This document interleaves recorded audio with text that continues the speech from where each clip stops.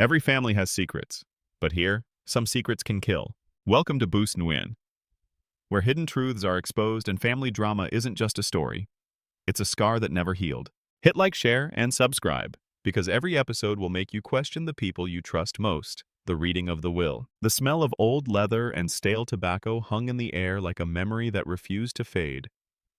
I stood at the edge of my father's office, watching dust drift through the thin rays of morning light slanting in from the window. The curtains hadn't been opened in years, maybe decades, and the air was thick with the ghosts of everything my father had built, and everything he'd hidden. In front of me, the long oak table gleamed faintly under the golden light, its surface scarred by time and ambition. My father, Edward Wilson, had signed deals on that table that changed the city's skyline. Now it was reduced to a stage for the final act of his empire. His will. I stood silently beside the wall, hands in my pockets, my reflection faintly visible in the glass case behind me. Inside, his collection of vintage timepieces ticked in unison, 100 little hearts still beating when his had stopped. Across the room, Billy sat like he owned the place. Maybe he thought he did. He wore a dark blue Brioni suit, perfectly tailored. His hair slicked back like a politician on a campaign trail. His wrist, of course, bore one of father's prized watches, a 1940s Patek Philippe. The smirk on his lips was the same one that had followed me since childhood, the smirk of someone who always won. Beside him sat his mother, Margaret Wilson, with her usual air of cold control. She didn't look at me. She never did. Her perfume, heavy and expensive, mixed with the scent of old wood and guilt. At the head of the table sat Mr. Hawkins, our family lawyer, who looked even older than the building itself. His silver-framed glasses caught the light as he unfolded the thick envelope that contained the document that would decide the future of everything my father had left behind. "Thank you all for being here," Hawkins began, his voice formal, almost ceremonial. "This is the last will and testament of Edward James Wilson, signed and sealed on the 12th of April, 2 years prior to his passing." Billy leaned back in his chair, eyes half-lidded, tapping his fingers on the table. I could almost hear the smug thoughts running through his head. He didn't even try to hide it. Meanwhile, I said nothing. I didn't belong here. I never had. I was the other son. The secret. The mistake my father never fully erased. He'd met my mother when he was still married to Margaret. A brief affair that resulted in me, a child who bore his blood, but none of his name. Growing up, I'd seen him only in photographs and newspapers until I turned 16 and received a letter. A single line, "When the time comes, you'll understand." I'd spent years trying to understand that line.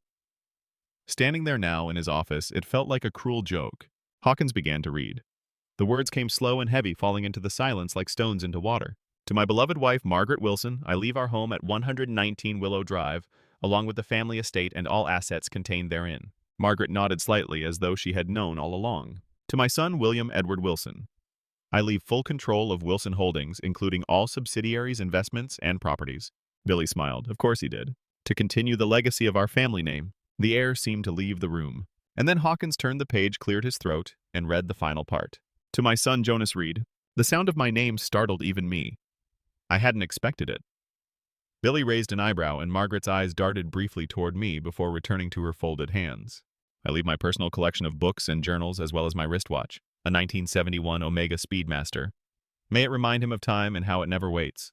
That was it. My father's billion-dollar empire, the company he'd built from the ground up, went entirely to the son born from his legal marriage. And to me, his illegitimate son, he left a watch and some books. I almost laughed. Almost. Instead, I nodded once and whispered under my breath, "Typical." Billy broke into a grin. "I guess Dad knew who the real heir was, huh?" he said lightly, looking straight at me. Mr. Hawkins gave him a disapproving look, but said nothing. I turned toward the window, letting the sunlight hit my face.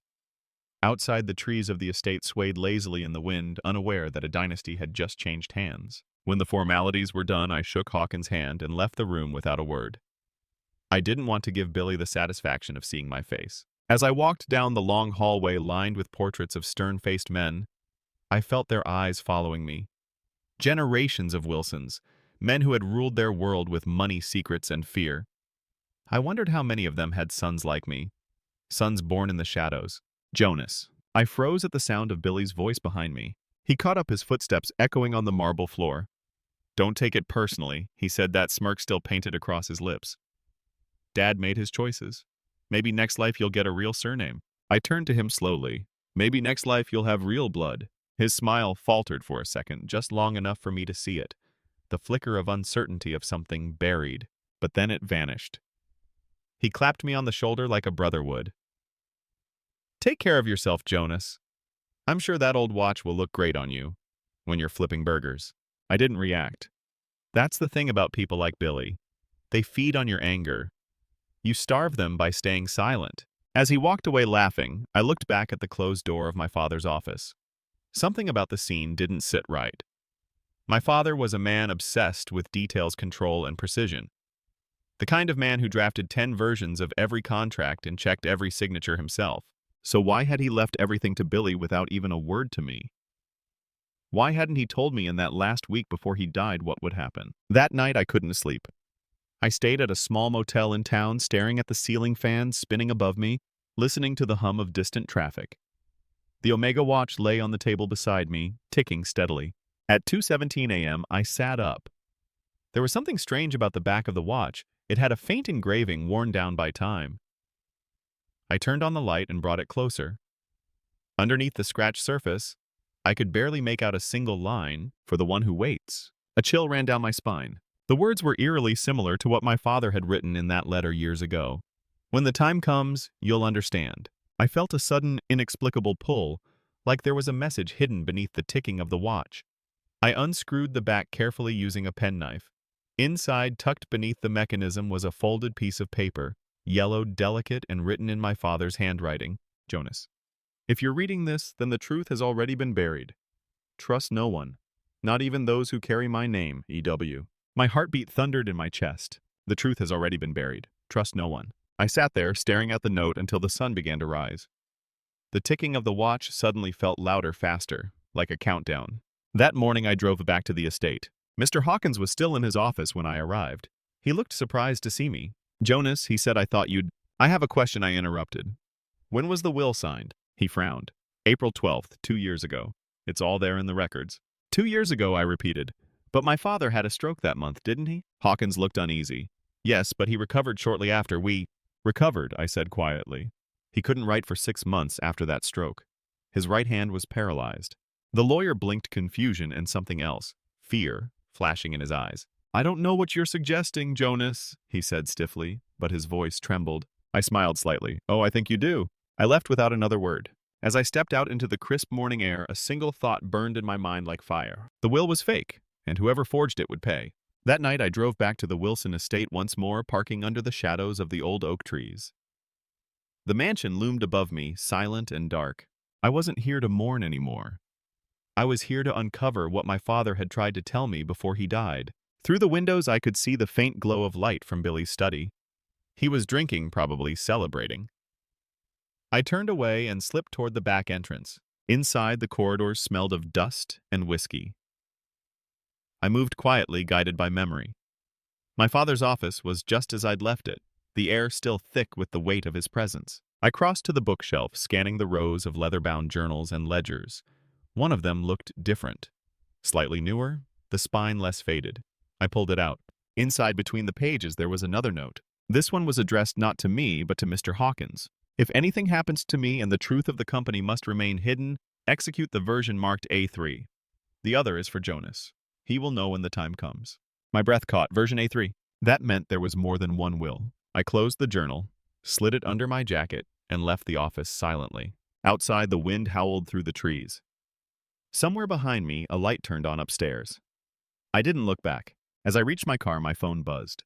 A message from an unknown number. You shouldn't have come back, Jonas. Some things are better left buried. My hands tightened around the phone, the night pressing down around me. The truth wasn't buried, not yet, and I was going to dig it up, no matter who I had to destroy.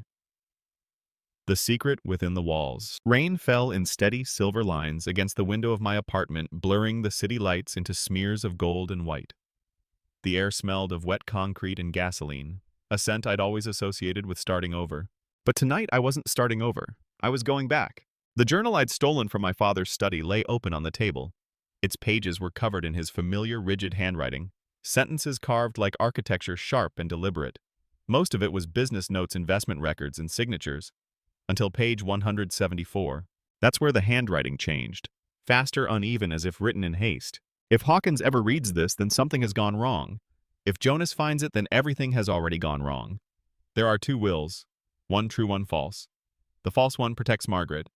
The true one protects him. I traced the words with my finger, my chest tightening. The true one protects him. Him. That had to mean me. My father had known. He had known the will would be forged, that someone, Margaret most likely, would replace it. And Hawkins, the old man, had obeyed. I sat back in the chair, exhaling slowly. The clock on the wall ticked past midnight. Outside, thunder rolled through the distance like a warning. The next morning, I drove back to the city's financial district, to the place that had once been the beating heart of my father's empire, Wilson Holdings. The building rose 20 stories into the clouds, glass and steel reflecting the gray sky. People in suits flowed through the revolving doors like streams of black water, unaware that the dynasty above them was built on lies. At the lobby desk, a young receptionist looked up. "Good morning, sir. Do you have an appointment?" "I'm here to see Billy Wilson," I said. Her smile stiffened. "I'm afraid Mr. Wilson is in a meeting." "That's fine," I said calmly. "I'll wait." I didn't have to wait long. 15 minutes later, Billy appeared, flanked by two executives and a woman I recognized from the company's PR department. He was laughing, animated, the picture of confidence. When he saw me, his face froze for half a second before the charm returned. "Well, well. Jonas the Wanderer," he said. "Didn't think you'd show your face here again." "I just came to congratulate the new CEO," I said. He smirked. "Appreciate it. You didn't have to drive all the way here just to say that." "Oh, I didn't." I leaned in, slightly lowering my voice. "I came because I found something our father left behind." That wiped the smile right off his face. "What's that supposed to mean?" I shrugged. "Just a few inconsistencies in his records." "Thought you'd want to know." His jaw tightened, but he kept the act going. "You always did have a wild imagination." "I'll be sure to bring it up with the family lawyer," I said, turning to leave. I'm sure Hawkins will remember everything once he's under oath. For the first time, I saw a flash of fear in Billy's eyes. Quick but unmistakable. As I stepped out of the building, my phone buzzed. A message. Private number. "Stop digging, Jonas. You're not ready for what you'll find." I looked up at the sky. The clouds were darkening again. That night, I met with Sarah Lang, the only person I trusted. We'd known each other since college. She'd gone into journalism. I'd tried to build a life far away from the Wilson name. Now she was my only link to uncovering the truth. She arrived at the small bar in a beige trench coat, her hair still damp from the rain. "You look like hell," she said, sliding into the booth. "Thanks," I muttered. She took out her phone. "You said you found something about your father's will." I handed her the note from the watch and the journal. She read, both her brow furrowing deeper with every line. This could blow up everything," she whispered. "You're saying there's a real will, that the one they read was fake?" "I'm saying someone switched them, probably Margaret. Maybe with Hawkins' help." She nodded slowly. "It's not impossible, but you'll need evidence. Hard proof, signatures, witnesses, forensic tests." "I'll find them," I said. She studied me for a long moment. "You sound just like him, you know. Your father." That hit harder than I expected. I looked down at my hands. "I'm not him." "Maybe not yet," she said softly. "But this path, revenge, truth, whatever you call it, it changes people. Be careful what you become looking for justice." I didn't answer. The bartender set down 2 glasses of bourbon. The ice clinked softly like a ticking clock. We drank in silence. Over the next week, Sarah and I began digging. She had contacts in city archives, access to legal databases, even a few people inside Wilson Holdings who owed her favors. That's when we found the first crack in Billy's inheritance. According to hospital records, my father's right hand had been immobilized during the exact month the will was allegedly signed. The handwriting on the document, though neat, didn't match his. Sarah compared it against samples from his business contracts. The slant was different. The pressure of the pen lighter, the signature, forged. It was enough to raise questions, but not yet enough to prove anything. Then came the bigger discovery. Buried in an old bank archive, Sarah found a safe deposit box under my father's name, sealed weeks before his death. The access records listed only 2 authorized individuals, Edward Wilson and Jonas Reed. Me, not Billy, not Margaret. Just me. The bank required a court order or a death certificate to open it. Luckily, I had both. The next day, we went together. The bank clerk, an older man with gray hair, led us to a small windowless room. When he opened the box, my heart pounded so hard I could hear it. Inside were 2 items, a small brown envelope and a USB drive. I opened the envelope first. Inside was a single photograph. My father standing beside a young woman smiling. My mother. Behind them, written in faded ink, for Jonas. The truth is in the blood. Sarah glanced at me. The blood? I opened the USB drive on her laptop. It contained a folder named Confidential. Inside, scanned documents, medical reports, DNA tests, and one final file test results, Wilson family, PDF. I opened it. My hands shook. Two names appeared at the top, Edward Wilson and William Wilson. The result column read in bold letters, no biological relation found. My chest went cold. Billy wasn't my father's son. He wasn't a Wilson. Everything, the company, the will, the empire, had been built on a lie. Sarah looked up at me, her eyes wide. Jonas, if this is real, you could take everything. The business, the estate, all of it. You're the rightful heir. I stared at the screen, my father's words echoing in my head. The truth has already been buried. He hadn't been warning me about the will. He'd been warning me about them. That evening, I drove to the Wilson mansion again. The gates were closed, but the lights were on inside. I parked down the road and walked the rest of the way. The air smelled of rain and iron. Through the windows, I saw Billy pacing in the living room, phone pressed to his ear. His voice carried through the glass. I don't care what it costs, just make sure the lawyer stays quiet. If Jonas finds out. He froze, slowly turned toward the window. Our eyes met. For a moment, the world went silent. Then the curtain snapped shut. I exhaled and stepped back into the darkness. 2 nights later, Sarah called me at 3 a.m. Her voice was shaking. Jonas, you need to come, now. I arrived at her apartment within 15 minutes. The door was half open. Inside, papers were scattered across the floor, her laptop smashed. Sarah. She stepped out from the kitchen, her face pale. Someone broke in. What? They were looking for the files. The DNA results are gone. But... She held up a USB stick. I made a copy. I grabbed her shoulders. Are you okay? I'm fine, she said, though her voice trembled. But this isn't just about inheritance anymore. Whoever did this, they knew exactly what to look for. I nodded slowly. Then it's time to show them what I found.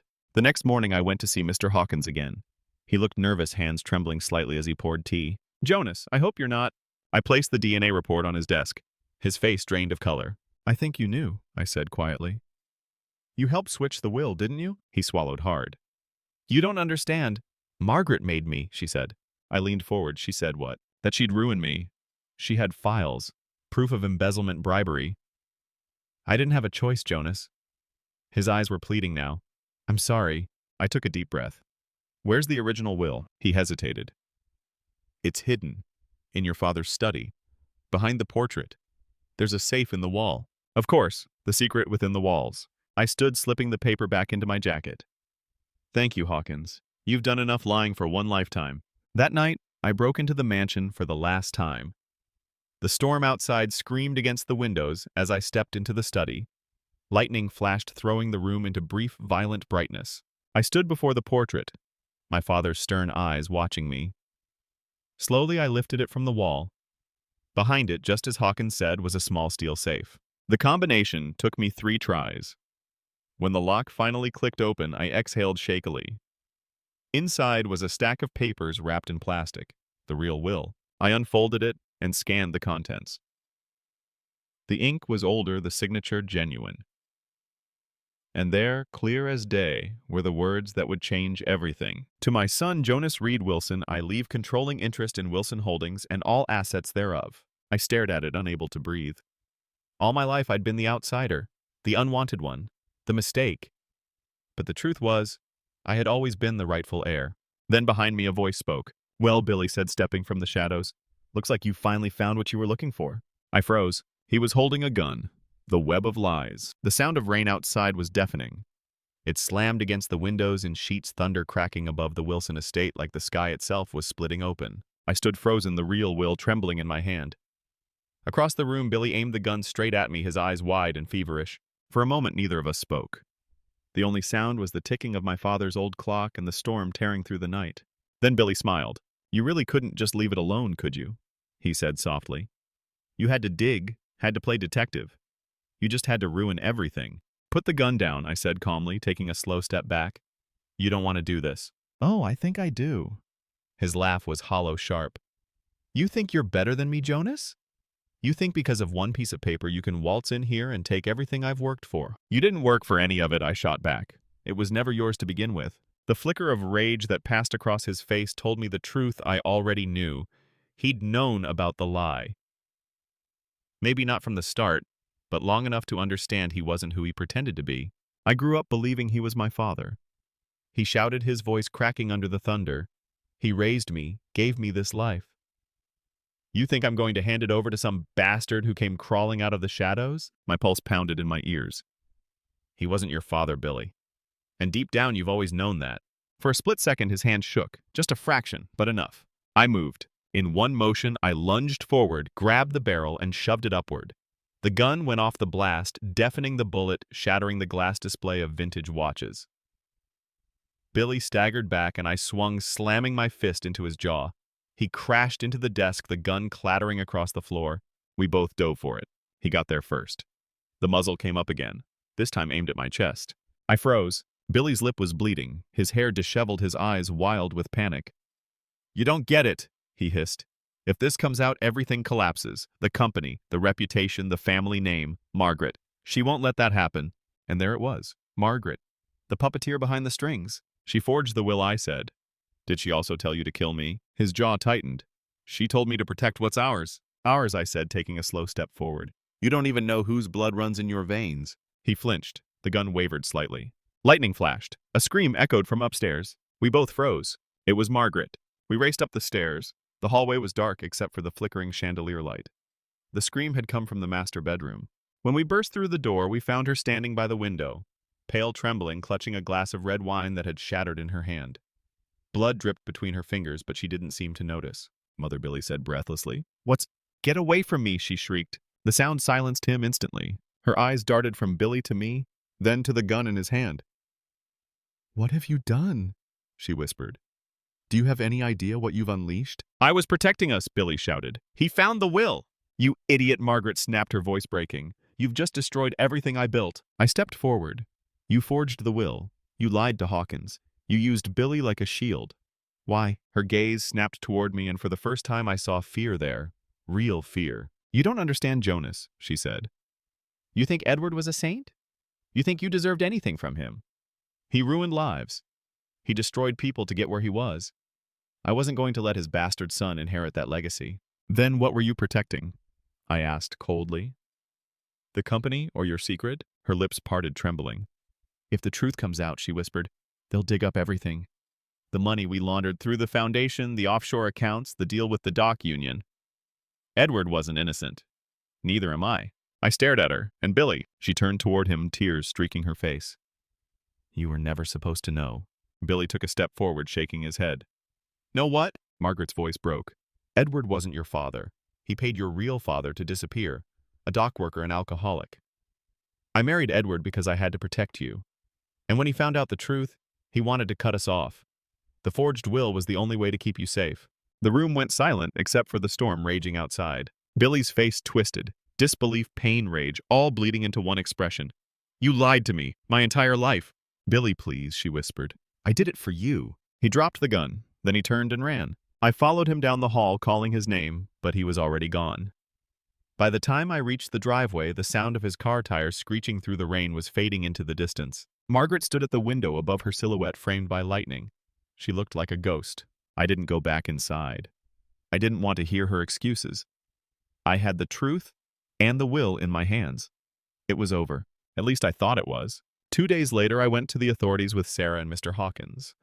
The real will, the DNA test, the financial records. We brought everything. The police began an investigation into forgery and fraud. Wilson Holdings Board froze all assets pending review. Billy vanished.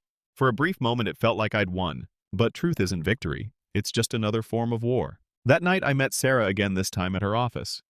She'd been writing the expose, the Wilson Empire Bloodlines of Deceit. "This will blow the entire story wide open," she said, her fingers flying across the keyboard. "Forgery, corruption, family scandal. It's all here." I watched the words appear on her screen. Every sentence was a knife. Clean, precise, devastating. "I don't know if I want this," I said quietly. She looked up. "What do you mean?" "I thought getting the truth out would make it better. That it would make me free. But it feels like all I've done is destroy everything that's left." She studied me for a moment. "You didn't destroy it, Jonas. You revealed it.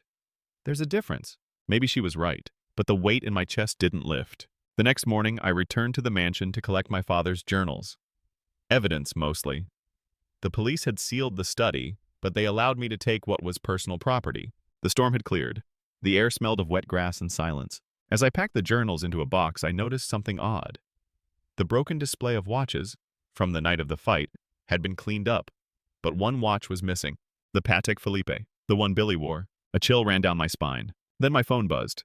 Unknown number again. You shouldn't have involved the police. We're not finished. I looked around the empty house. Somewhere out there, Billy was still moving, still fighting for a legacy that was never his. That evening, I got a call from the police. They'd found Billy's car, abandoned at the docks. No sign of him. I drove there myself, ignoring the yellow tape and the warnings. The air was thick with salt and diesel. The car door was open, the seats soaked from rain. On the dashboard lay something glinting in the dim light. The missing Patek Philippe. Attached to it was a note. He wasn't my father. But I'll make sure neither of us gets what he wanted. My pulse quickened. I looked toward the edge of the pier. The waves crashed violently against the pylons, dark and endless. There was no body, no trace. Billy had disappeared. But whether he'd jumped, escaped, or planned something worse, I couldn't tell. Days turned into weeks. The scandal broke across every major news outlet. Wilson Holdings under investigation. Forgery scandal rocks business empire. The illegitimate heir claims control. Margaret was indicted for fraud and obstruction. Hawkins turned state's witness. The company's board begged me to return and stabilize the situation. I did, but not for them. I did it because my father had built this empire, and Margaret had corrupted it. If I didn't take it back, everything he'd built, good or bad, would die with them. In the weeks that followed, I began restructuring the company. People called me the silent heir. They said I was restoring the Wilson name. But at night, when the offices were empty and the city glowed beneath me, I thought about Billy.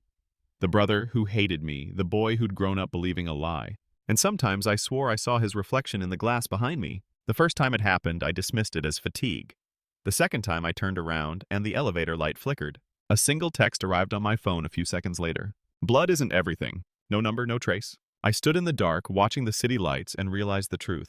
This wasn't over. Not even close. The fall of an empire. The morning the lawsuit hit the news, the Wilson mansion was silent. Eerily so. Reporters had already begun gathering outside the gates. Microphones clutched their breath, fogging in the cold autumn air. Wilson Empire faces fraud allegations. The headlines screamed. Margaret had locked herself in her suite while Billy raged downstairs, smashing a vase against the wall, shards scattering like snow. Jonas stood by the window of his modest apartment downtown, a mug of coffee cooling in his hands. The world was finally beginning to see the truth, or at least the part of it he'd chosen to reveal. Sarah's article had gone viral overnight. Forgery and Bloodlines, the hidden scandal of the Wilson legacy. It detailed how the late Edward Wilson's will showed signs of tampering and hinted that Billy's claim to the fortune might not hold up under scrutiny. But Jonas wasn't celebrating. This was only the beginning. He walked into the Wilson headquarters later that afternoon. The once bustling lobby now felt hollow, stripped of its former grandeur. Employees avoided eye contact. The portraits of Edward Wilson, stern and watchful, seemed to glare down from the walls as if judging everyone beneath them. Billy was waiting for him in the boardroom, pacing. "You think this is over, don't you?" he snapped when Jonas entered. Jonas closed the door quietly. "It's not over, it's just the truth coming out." Billy slammed a folder onto the table. "The truth. You're destroying everything Dad built. Everything I protected." Jonas's voice stayed calm, but his eyes were cold. "You didn't protect anything. You stole it." "Don't play." "The saint?" Billy sneered. "You were never part of this family. You think the old man wanted you? You were his mistake." Jonas took a step closer. "Then why did he leave this?" He placed an envelope on the table. The seal was Edward's, broken but authentic. Billy's eyes flickered with recognition. Inside was a letter in Edward's handwriting and a photocopy of a lab report. Jonas watched as Billy's hands began to shake while reading it. The report was short and clinical, a DNA comparison proving that Billy Wilson shared no genetic link with Edward. "You're lying," Billy whispered. "I thought so too," Jonas said softly, "until I had it verified." Billy's face turned white. "Mother," he said, barely audible. "She's known for years," Jonas continued. "She made sure the will was rewritten before Dad's death. Hawkins was paid to fake the signature." Billy staggered backward, his mind reeling. "You can't prove any of this." "Oh, but I already did." The door opened and Sarah walked in with a briefcase. Behind her were two detectives. One of them held up a warrant. William Wilson, you are under investigation for fraud, falsifying legal documents, and obstruction of justice. Billy's rage snapped. You set me up! He shouted, lunging across the table. Jonas didn't move. He simply stepped aside, letting the officers restrain his brother. Billy fought like an animal, shouting, You'll regret this, Jonas. You'll regret it. When the doors closed behind him, the silence returned heavy and final. That night, Jonas walked through his father's study. Dust hung in the air, catching the faint glow of the desk lamp. He sat where Edward once sat, hands resting on the same old mahogany surface. For the first time, he noticed how worn the wood was near the edges. His father's fingerprints faintly visible after years of work. Sarah entered quietly. It's done, she said. The court froze the Wilson accounts. Margaret's trying to flee the country, but they've issued a warrant. Jonas nodded, but his expression didn't change. I should feel something, he said. Relief, satisfaction. But all I feel is empty. You got justice, Sarah said gently. Justice, Jonas laughed softly. I became the same man he was. Ruthless, calculating. Maybe that's the only way to survive in this family. She placed a hand on his shoulder. You're not him, Jonas? But even she didn't sound convinced. He opened the drawer of the desk and froze. Inside, buried beneath old letters, was a small black notebook. Edward's handwriting filled every page, neat and deliberate. The entries dated back decades, chronicling his life, his regrets, his business manipulations, and his final confession. If anything happens to me, the truth must come out. Billy is not my son, but neither am I innocent. My sins are written in every line of this empire. Whoever inherits it, inherits the curse. Jonas stared at the final line for a long time. A chill ran through him, not from fear, but recognition. He was no longer the outcast, he was now the heir, and he finally understood what his father meant. A week later, the media frenzy reached its peak. The Wilson empire crumbles. Secret heir exposes decades of fraud. Jonas watched from his office window as the company's logo was taken down from the building. The board had voted to dissolve the firm entirely. He didn't fight it, he let it all fall. Because some empires weren't meant to be saved. They were built to burn. Blood and redemption. The morning after the empire's collapse, rain fell over the Wilson estate like a final act of cleansing. The marble steps, once polished for guests and press, were slick with mud and ash. The air smelled of decay and burnt cedar, a fitting scent for a dynasty reduced to dust. Jonas parked his car at the end of the driveway, stepping into the mist. The mansion loomed ahead, silent and dark, the windows boarded in some places, broken in others. This was once his father's fortress. Now it was just a mausoleum filled with ghosts. Inside, he found her. Margaret Wilson sat in the drawing room beside the fireplace, a half-empty glass of whiskey in her hand. Her hair was unkempt, makeup smeared, and her once impeccable composure had cracked into something brittle and exhausted. The firelight reflected off her eyes, cold and sharp but fading. So she said, without looking up, the bastard finally returns to claim his crown. Jonas stood near the doorway, drenched, his voice low. There's no crown left, Margaret. Just ashes. She laughed, a dry, bitter sound. Fitting. That's what you always were to this family. Ashes from a mistake your father made 28 years ago. Jonas ignored the barb. You knew the will was forged. You knew Billy wasn't his son. Margaret's gaze lifted to meet his. Of course I knew. You think I didn't? But Edward loved his reputation more than either of you. He made me swear I'd protect his image. So yes, I lied. I built a legacy on that lie, even if it destroyed everyone in the process. Her expression hardened. You don't understand what power costs, Jonas. Edward did. He taught me that truth is only useful when it serves you. And now look at you, standing there righteous and empty-handed. Tell me, what did your truth bring you? Jonas stepped closer, the fire crackling between them. It brought me freedom. Something you've never had. Margaret smiled faintly, almost pityingly. Freedom. You call this freedom? You've burned everything he built. You've turned your brother into a criminal. You've become him, Jonas, the same ruthless creature your father was. He froze because deep down he knew she was right. He turned toward the fireplace, staring into the flames. The crackle reminded him of his father's voice, the way Edward used to command a room, the weight of his expectations. He remembered being 12, standing at that same hearth, watching his father scold his mother before turning away as if Jonas didn't exist. That was the first time Jonas had learned what silence could cost. Now standing in the same room, he finally spoke the words that had burned in him for years. "I never wanted his empire," Jonas said. "I just wanted the truth." Margaret's hand trembled. She reached for something beside her chair, a sealed envelope. She hesitated, then handed it to him. "He wrote this the day before he died," she said. "He wanted you to have it, but I couldn't let you see it then. You'd have hated him even more." Jonas took it carefully. The handwriting was familiar, sharp, deliberate strokes. His heart pounded as he opened it. "My son, if you're reading this, it means I've failed you again. I built everything with my hands, but I destroyed everything I touched. Your mother deserved more. You deserved more. I left the company to Billy because I believed you were too good to be poisoned by it. But I see now, poison seeps through blood, not signatures. If you choose to fight for what's yours, know that you'll win nothing but ghosts. This empire isn't a gift. It's a curse. And the only redemption left for our name is truth.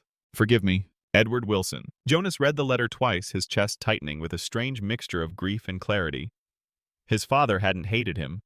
He had been trying in his own broken way to save him. Margaret's voice trembled behind him. "He didn't die of a heart attack, Jonas." He turned sharply. "What?" She stared into the fire eyes, glistening. "He found out the truth about Billy, about me. He was going to rewrite the will again, leave it all to you. He told me that night after dinner. I panicked. I put something in his drink to calm him down, but it was too much. He never woke up." Jonas's face went pale. "You killed him." Her lips quivered. "I didn't mean to. I just wanted time to think. To fix it before it all came apart." For a moment, all he could hear was the rain beating against the windows. The room felt smaller, suffocating. Jonas wanted to scream to break something, but instead he just closed his eyes. "Billy will never forgive you," he whispered. Margaret smiled faintly. "He already does. He's too much like his father, stubborn and blind. He'll blame you till his dying breath. But I'll carry this sin." "Oh." Jonas looked at her one last time. The woman who had stolen his name, his inheritance, his family. Now she was just a hollow shadow of ambition trembling in the glow of the fire she'd helped light. "You'll have to live with what you've done," he said quietly. "That's worse than any sentence." He turned and walked away, leaving her staring into the flames. Behind him, her voice broke softly. "We were all Wilson's Jonas, and that was our curse." Outside, the storm had ended.